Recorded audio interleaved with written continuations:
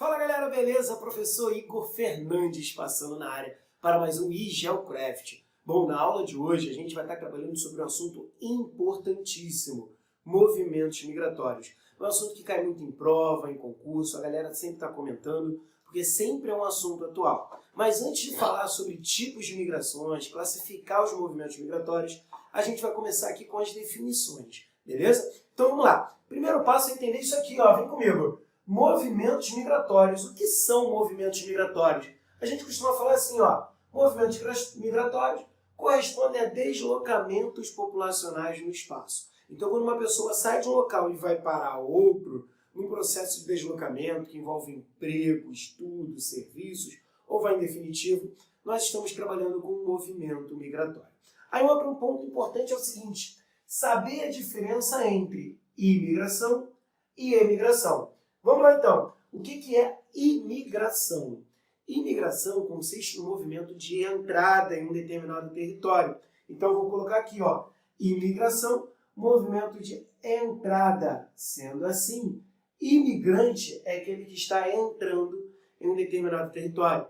Exemplo, italianos que vieram para o Brasil no século XIX, japoneses que foram para São Paulo, ou brasileiros que foram para os Estados Unidos. Aqui no Brasil são imigrantes? Não, uma vez que ele foi para os Estados Unidos, eu classifico ele de outra forma. Classifico ele como emigrante. Por quê? Se imigração é um movimento de entrada, emigração é um movimento de saída de um determinado território, de uma determinada localidade, de um país de origem. Então, por exemplo, se eu saio do Brasil e vou morar na França, aqui no Brasil eu sou considerado emigrante. E lá na França? Lá na França eu serei um imigrante. Tranquilo? Imigração, entrada, emigração, saída. Mas, Igor, traz um exemplo mais real. Me dá um personagem. Vamos pensar no seguinte. Imagina que eu seja um técnico muito famoso, um técnico que já tenha sido tetracampeão mundial com a seleção brasileira. Comandei o Brasil em 1994. Sou campeão do mundo, tenho meu troféu lá. Vários países querem que eu treine as seleções para ganhar uma Copa do Mundo tão sonhada. E aí eu recebo um convite em 2010 para treinar a seleção da África do Sul. Então repara, eu moro aqui no Rio de Janeiro, mas sou esse treinador e vou para a África do Sul. Quem é esse treinador? Você sabe? Que comandou a seleção sul-africana de futebol na Copa do Mundo de 2010. Deixem nos comentários que eu quero ver. Mas vamos lá. Se esse treinador saiu do Rio de Janeiro e foi em direção à África do Sul, lá na África do Sul ele é considerado um imigrante. E aqui no Brasil ele é considerado um emigrante. Tudo bem? Tranquilo, né? Foi fácil. Agora, o que a gente precisa considerar sempre? Eu costumo falar que é um pulo do gato. Muita gente esquece disso. Que os fluxos migratórios, eles estão sempre motivados por alguns fatores, por alguns aspectos. Então eu costumo falar assim, dificilmente alguém sai do seu local de origem do nada. Sei lá, bateu com a cabeça, Itália, vai para a Itália. Não, existem condições, indicações para um comportamento desse tipo. Então a gente costuma pensar o seguinte, fluxos migratórios são motivados por fatores repulsivos ou atrativos. Tudo bem?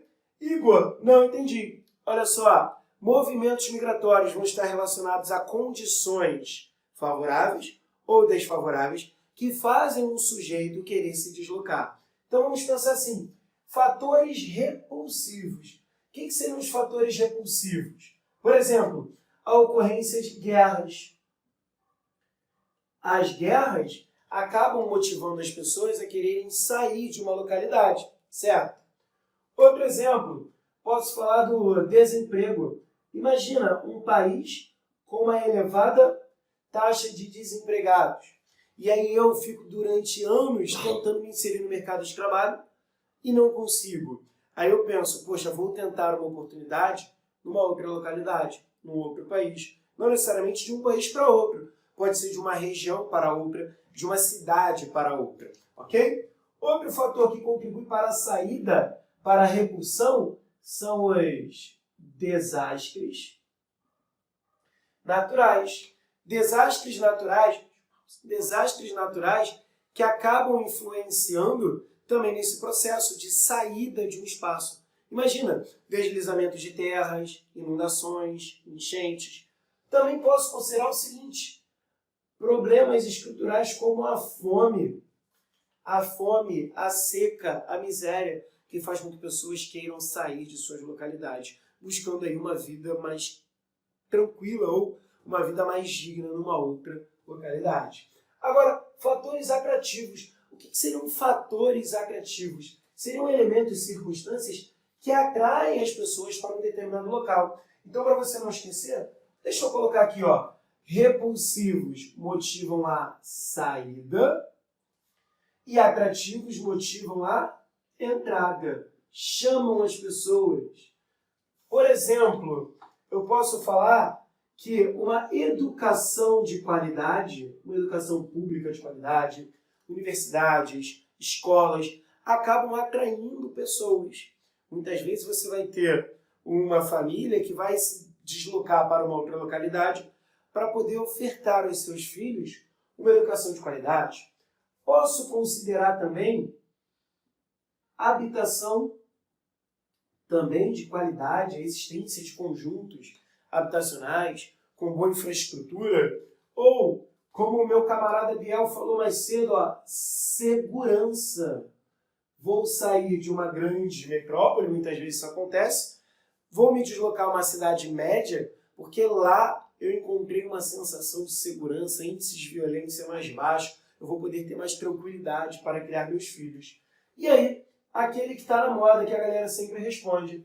O quê? Geralmente a gente engloba essas situações em melhores condições de vida. Beleza? Poderia citar também o quê? Oferta de emprego. Sou convidado para trabalhar numa empresa com um salário muito acima do que eu ganho, com serviços de qualidade naquela localidade, com alguns benefícios, eu me mudo para lá. Então, às vezes, eu tenho fatores que são influentes para a saída, tenho fatores que motivam a entrada, ou posso ter uma combinação. Eu já quero sair e recebo uma oferta de emprego. Beleza? Tranquilo, galera? Então, aqui eu tenho os movimentos migratórios e os principais fatores. Agora a gente já pode entrar nos tipos de migrações. Agora a gente consegue classificar. Vou te dar aí 5 segundinhos para você printar a tela e poder copiar com tranquilidade. Valeu? Vamos lá, ó. Printa aí na tela. 5, 4, 3, 2, 1. Valeu! Pronto, galera, já deu o print. Agora é o seguinte, agora a gente vai começar a falar dos tipos de imigração.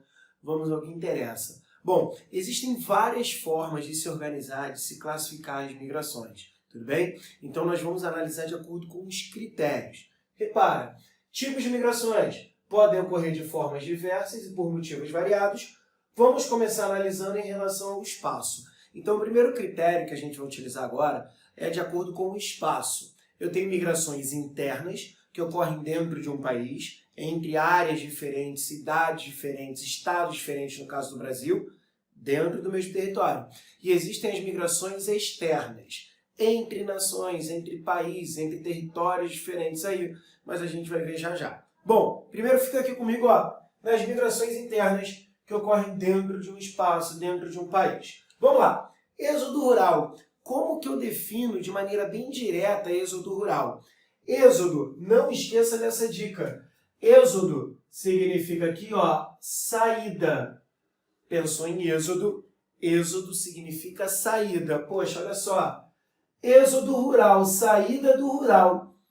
Se essa pessoa está saindo do rural, ela está migrando para onde? Aí você responde, saída do campo para a cidade, saída do rural para o urbano, beleza? Agora, para você não esquecer, como costuma aparecer em prova, o que está por trás do êxodo rural? Lembra dos fatores atrativos e repulsivos? Vamos lembrar dos principais fatores aqui, ó. O êxodo rural muitas vezes é motivado pela mecanização, ó, mecanização do campo, um processo muito comum no Brasil a partir dos anos 60, em função do avanço da Revolução Verde. Então, vou ter a substituição do homem pela máquina, já estudou isso? Então, o homem que perde o emprego no campo, porque muitas vezes é substituído pela máquina, ele procura melhores condições, ele procura emprego nas áreas urbanas. E aí eu também posso falar que esse êxodo rural está ligado a um processo de industrialização. Industrialização é que eu estou pensando na cidade, ok? Então, a industrialização da cidade, ela acaba contribuindo para o aumento da oferta de emprego. Logo, passa a ser um fator atrativo. Repara, mecanização repulsivo, industrialização da cidade atrativo. Saída do campo para a cidade, êxodo rural. Ficou fácil agora o próximo tipo. Êxodo urbano. Ó, êxodo você já sabe que é saída. Êxodo urbano, saída do espaço urbano. Se ele sai do espaço urbano, ele vai para onde? Isso, vai para o espaço rural. Se ele sai da cidade, ele vai para o campo. Então, saída do espaço urbano para o espaço rural. O que essa pessoa busca? É um fenômeno que eu costumo falar que ele é mais recente. O que essa pessoa busca? Ó, fugir, vamos botar entre aspas, fugir de problemas urbanos. Como assim, Igor? Geralmente as pessoas vão morar no campo buscando tranquilidade, segurança, conforto, um ar mais puro, porque eu tenho vários problemas urbanos que acabam se colocando como fatores repulsivos. Lembrando também que esse fenômeno é mais recente e muitas vezes ele está ligado a um perfil onde eu tenho um elevado poder aquisitivo. Por que elevar o poder aquisitivo? Porque, em geral, quem sai do espaço urbano e vai para o campo vai buscando também manter uma certa estrutura. Então, assim, geralmente são pessoas que vão morar numa área mais afastada, mas que vai ter uma infraestrutura como um transporte de qualidade que a ligue até o espaço urbano, uma internet, uma rede de comunicação e fluxos para lhe manter ali no campo, ok? Outro fenômeno importante, outro movimento migratório importante, migração pendular. O que é migração pendular? Aí você vai lembrar, ó, daquele pêndulo que você aprendeu ou já viu na aula de física, sabe? Ó, aquele objeto que faz um movimento constante de um lado para o outro. Ó, movimento pendular, deslocamento diário, ou, às vezes aparece assim em prova, deslocamento cotidiano entre dois espaços. Ou seja, é quando diariamente eu saio de uma área A e vou para uma área B. E no final da tarde eu volto para o meu local de moradia. Então, por exemplo, eu trabalho numa cidade e estudo em outra. Vou estudar, no final da tarde eu volto para a minha cidade. Ou posso trabalhar numa cidade diferente da que eu moro. Então, diariamente, eu vou ao trabalho, depois eu volto à minha casa. Então, geralmente, migração pendular, você vai considerar o seguinte, é um movimento mais comum em regiões metropolitanas, onde eu tenho integração urbana entre as cidades. Então, olha, migração pendular mais comum nos grandes centros urbanos, nasquelas grandes regiões metropolitanas. Também posso considerar o seguinte, geralmente é motivada por questões envolvendo trabalho ou estudo. Também pode estar ligada a serviços. Vamos supor, eu moro numa localidade, no município A, mas eu preciso fazer fisioterapia 3 vezes na semana durante 6 meses num outro município, porque no meu município, onde eu resido, eu não tenho aquele especialista. Então, 3 vezes na semana eu vou até a consulta e volto. Fiz esse movimento diário, migração pendular. Foi? Agora, tem mais um tipo de migração que envolve uma temporalidade, mas já antecipo. O tempo para o retorno é maior, não é diário não. Pode durar semanas, pode durar meses. Qual o nome desse movimento? Migração sazonal, ok? É um deslocamento com um período para o retorno definido. Cuidado, pega a dica, ó. Migração sazonal também recebe um outro nome e muita gente fica com medo quando esse nome aparece. também conhecido como movimento de transhumância. O que é o transhumância? É a mesma coisa que migração sazonal, ok? O que é isso? Quando eu saio, geralmente motivado por uma questão de trabalho, e retorno depois de um período. Eu saio, mantenho os meus laços, mantenho minha família, minha estrutura familiar no local da minha moradia, mas eu sei que depois de 3 meses, 2 semanas, eu vou voltar. Um exemplo disso é o trabalhador conhecido como boia fria, ok? Poderia falar de uma pessoa que é convidada a fazer um curso ou exercer um trabalho de 6 meses nos Estados Unidos. Ela vai, mas ela sabe que depois de 6 meses ela estará retornando para o Brasil. Então a família dela fica naquela área enquanto ela realiza aquela atividade e volta. Tudo bem? Tem mais um movimento migratório interno. O problema é que faltou espaço. Vou fazer o seguinte, vou te dar 5 segundinhos, você printa a tela, copia aí rapidinho e depois a gente volta para trabalhar mais um aí, ok? Tá printando aí? Então, ó, 1, 2, 3, 4, 5. Fala, galera, já que você deu o print, agora a gente continua, galera. Olha só, mágicazinha, vamos continuar tipos de imigrações. A gente parou lá em transhumância, faltou falar aqui, ó, de mais um tipo de migração interna, chamada migração de retorno. Professor, não é a mesma coisa? Não. Mas, Igor, já tem aí 2 tipos, pendular e transhumância. Isso, pendular é uma migração, um movimento diário, cotidiano, ou seja, todo dia você vai e volta. Transhumância, você vai com um tempo definido e você sabe que vai voltar. Esse aqui confunde também, ó, cuidado. É a migração de retorno. Não é vai e volta? Não. A migração de retorno, ela geralmente ocorre quando você tem um insucesso no local de estadia. Ou seja, quando a pessoa faz o movimento migratório, em definitivo, ela fica um certo tempo naquele local de destino e aí por conta de alguma situação que faz ela se desacreditar, que faz ela se sentir mal no local de destino ou algum fator atrativo do local que ela saiu, ela resolve o quê? Voltar de onde ela partiu.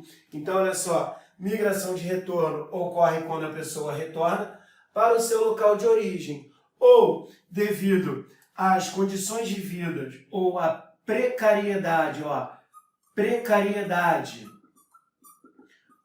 onde está,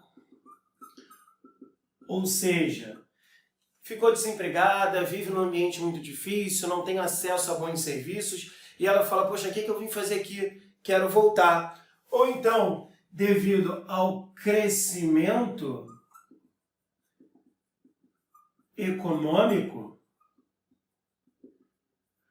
do local de origem. Não necessariamente crescimento econômico, também posso citar, uma melhora nas condições de serviços. Então, às vezes, ela está numa outra situação, ela saiu da cidade A, foi para a cidade B, na cidade B ela não conseguiu se adaptar e ela começa a receber notícias que o local em que ela vivia, o local de origem dela, está melhorando. E ela fala, vou voltar, quero voltar de volta, quero retornar para a minha terra. Tudo bem? Agora a gente vai pensar nas migrações externas. Ou seja, para você não esquecer, é só você pensar o seguinte, deslocamento entre países diferentes. Então vamos lá. Como assim? Eu tenho alguns tipos. Bem simples de você entender. Ó. Migração externa intracontinental. Intra, o que você vai pensar? Dentro do mesmo continente. Então, por exemplo, eu saio da França para morar na Inglaterra. Eu saio de Portugal e vou para a Espanha. Eu saio da Venezuela e vou para o Brasil. São movimentos migratórios externos, eu estou saindo de um país e estou indo para outro, mas eu não saí do continente, tudo bem? O francês que foi para a Espanha, por exemplo, ele continua dentro da Europa. Também tem a chamada migração intercontinental. O que seria isso? Eu saio de um país e vou para outro, só que agora os países estão em continentes diferentes. Lembra da história que eu falei daquele técnico do Parreira que saiu do Brasil e foi para o continente africano, foi para a África do Sul? Então, ele saiu da América do Sul e foi para a África. Movimento intercontinental. Também podemos classificar como migração transoceânica, quando atravessa um oceano. Então, por exemplo, eu saio do Brasil e vou morar em Portugal. Eu atravessei o Oceano Atlântico, beleza? Ou migração de retorno. O contexto é bem parecido com o que nós fizemos ainda agora. O que é migração de retorno? Eu vou para um outro país, não me adapto, não quero mais continuar lá, ou por algum problema que eu estou tendo lá, ou vários problemas, é claro, ou por algum fator atrativo aqui. Então vamos supor, vou para a Irlanda, vou trabalhar como entregador de aplicativo e infelizmente eu começo a conviver com o aumento da xenofobia. Então os jovens irlandeses começam a perseguir brasileiros, eu entro nesse grupo e começo a desejar o quê? Voltar para o meu local de origem, sinto saudade da minha família, sinto saudade da minha cidade. Então eu vou deixar a Irlanda e vou voltar para o Brasil. Logo eu tenho uma migração de retorno entre países. Tudo bem? Tranquilo? Olha só, dá para dar o print agora, hein? 5 segundinhos. 5, 4, 3, 2, 1. Valeu! Pronto, galera. E aí, agora que você já deu um print maroto, vamos aqui para finalizar essa parte de tipos de migrações. Bom, o que a gente vai fazer agora? Olha, quanto à motivação, eu já sei que existem migrações quando eu analiso em relação ao espaço, migrações internas e externas. Mas quando o critério é a motivação, como que eu defino? Bom, primeiro você tem a migração voluntária, que se caracteriza quando esse movimento, esse deslocamento ocorre a partir da vontade do indivíduo. Ele escolhe realizar o deslocamento. Ele resolve buscar um outro espaço. Migração compulsória ou forçada. Você já entende pelo nome, né? É quando ela ocorre de maneira forçada, contra a vontade do indivíduo. Então, por exemplo, quando eu pego o nosso histórico aqui enquanto sociedade, Brasil, e penso nos negros africanos escravizados que foram trazidos para o Brasil no período colonial, essa população exemplifica um movimento compulsório, porque não perguntaram, eles não tiveram opção de escolha. Então, quando eu tenho um movimento, um tráfico, por exemplo, de pessoas contra a vontade, é migração forçada ou migração compulsória. Quando eu penso na duração, analiso um movimento e quero a perspectiva da duração. Eu tenho a migração temporária, que é quando tem um tempo de deslocamento definido. Lembra da transumância? Lembra da migração sazonal? Lembra da migração que eu estava trabalhando com vocês, pendular? Então eu tenho um movimento com um tempo definido. Eu vou, mas eu volto. Eu não estou rompendo laços com o meu local de partida. Diferente da migração definitiva. Na migração definitiva, o sujeito vai sem a perspectiva de voltar depois de um tempo. Ele vai com a perspectiva de ficar nesse local de destino. Aí a gente fala que é uma migração definitiva. Quando ele se arrepende, quando ele retorna, aí é a migração de retorno. Outras classificações que podem aparecer em provas, em questões que a gente vai fazer já já. Olha só, migração intraurbana. O que é isso? São movimentos populacionais dentro de um mesmo espaço urbano, dentro de uma área urbana. Tudo bem? Então, dentro de uma mesma cidade, entre dois bairros diferentes. Migração intraurbana. Migração intra-regional. Lembra que eu falei ainda agora da migração externa? Intra, dentro. Então, entre municípios, cidades, dentro de uma mesma região. Então, por exemplo, se eu saio do Rio de Janeiro e vou para São Paulo, eu continuo dentro da região sudeste. Migração interregional, ou seja, quando eu tenho deslocamento entre municípios e cidades em regiões diferentes. Nordestinos que vão para o sudeste, sulistas que vão para o centro-oeste. Ou seja, quando eu saio de uma região e vou para outra, interregional. Tranquilo, galera? Difícil? Não? Então é o seguinte, agora você vai dar mais um print, porque eu vou colocar aqui uma série de questões, 3 questõezinhas, para a gente poder trabalhar aí tudo que foi visto no vídeo de hoje, na aula de hoje. Beleza? Então vamos lá. Dá um print aí, ó. 5, 4, 3, 2, 1. Então, galera, então agora é o seguinte, vamos fazer 2 exercícios para poder ver se a gente entendeu bem esse conteúdo. Tudo bem? 2 exercícios que você vai fazer comigo e vai falar assim, poxa, Igor, esse é difícil. E esse aqui é tranquilinho. Esse aqui é mais ou menos. Comenta aí o que você achou do exercício. Mas vamos lá. Vem cá, ó. Primeiro exercício está assim. Um estudo realizado pelo IBGE verificou a existência de 294 arranjos populacionais. Beleza. Então a questão está falando sobre um estudo do Instituto Brasileiro de Geografia e Estatística. Nesse estudo, nesses arranjos, verifica-se um fluxo de milhares de pessoas que cotidianamente deslocam-se entre municípios para estudar e trabalhar. E aí eu sempre falo o seguinte, pega a informação do texto, vai com calma. Olha o que é interessante, ó. Verificou-se nesse estudo, deixa eu até mudar a cor, ó. Verificou-se um fluxo de milhares de pessoas que cotidianamente deslocam-se para estudar e para trabalhar. Gente, é sempre muito importante marcar o que o texto está colocando, conversar com o texto. Então, é um estudo que apontou o seguinte, que as pessoas deslocam-se cotidianamente, eu falei disso, cotidianamente, para trabalhar e para estudar. O movimento migratório representado pode ser identificado como migração. Qual é o tipo de migração que ele está retratando aqui nesse texto? Letra A, migração sazonal. Letra B, migração forçada. Letra C, migração pendular. E letra D, migração de retorno. Vem comigo, ó. Cotidianamente. Cotidianamente quer dizer o seguinte, todo dia praticamente essas pessoas saem de casa para o trabalho, saem do trabalho e vão para casa. Então, ó, elas vão do A para o B, do B para o A, cotidianamente. Agora ficou fácil, né? Cotidianamente eu saio de casa, vou para o trabalho, saio do trabalho, vou para casa. Ou seja, gabarito letra C. Tudo bem? Igor, por que não migração sazonal? Por que ele não está especificando um tempo maior? Ele não está falando de pessoas que vão sair por questões de trabalho ou por questões climáticas, uma seca periódica, as pessoas são praticamente obrigadas a sair daquela localidade por 3 meses, 4 meses. Não, ele está falando de um movimento cotidiano. Migração forçada, em nenhum momento no texto ele está falando que essas pessoas são obrigadas a trabalhar ou a estudar e a se deslocar, principalmente.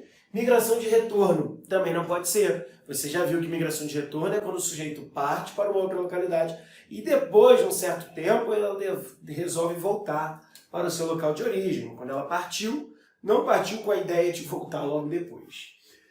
Dúvidas? Tranquilo? Vamos para a questão 2. Qualquer coisa é só deixar nos comentários, pessoal. E por favor, se você chegou até aqui, já está fazendo exercício comigo, puder dar uma moral, puder deixar aí um like, compartilhar com a galera, poxa, vai ajudar bastante. Vamos nessa, ó. Foi lento o processo de transferência da população para as cidades, pois durante séculos o Brasil foi um país agrário. Então, calma aí. O texto está falando sobre o processo de transferência da população para as cidades. Opa! Vamos continuar. Foi necessário mais de um século, do século XVIII a XIX, para que a urbanização brasileira atingisse maturidade, e mais um século para que assumisse as características atuais.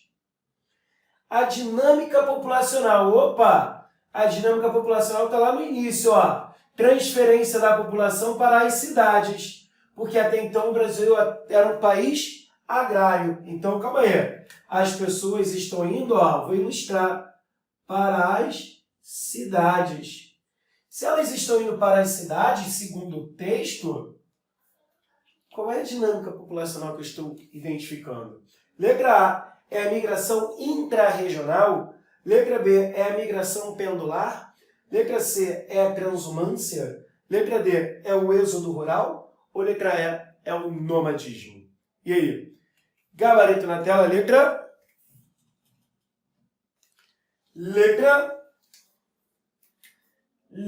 D, êxodo rural, ó. O processo de transferência da população para as cidades. Se elas estão sendo transferidas para as cidades, elas saíram do campo. Igor, não pode ser migração intrarregional? Não. Por mais que exista um processo de migração intrarregional no Brasil, até citei mais cedo, o texto não fala sobre isso, sobre pessoas que se deslocam entre municípios. da mesma região. Ele não fala das localidades. Migração pendular, em nenhum momento ele fala que essas pessoas se transferem para a cidade e voltam para o seu local de origem no mesmo dia. Então não pode ser. Transhumância também não. Ele não especifica nenhum retorno, nenhuma relação aí. Nomadismo, o que seria o nomadismo? Pessoas que se deslocam sem residência fixa, vão se deslocando constantemente, sem parar numa residência, sem constituir laços com o espaço. Também não. Gabarito letra D. E para quem acha tudo muito difícil, ó, aviso, isso aqui é uma questão do Exame Nacional do Ensino Médio, então você não precisa ter medo. Se você está bem preparado, se você está estudando, você enfrenta qualquer desafio. Valeu? Espero ter ajudado, vou ficando por aqui. Grande abraço a todos. Tchau, tchau, galera. Até o próximo vídeo. Valeu!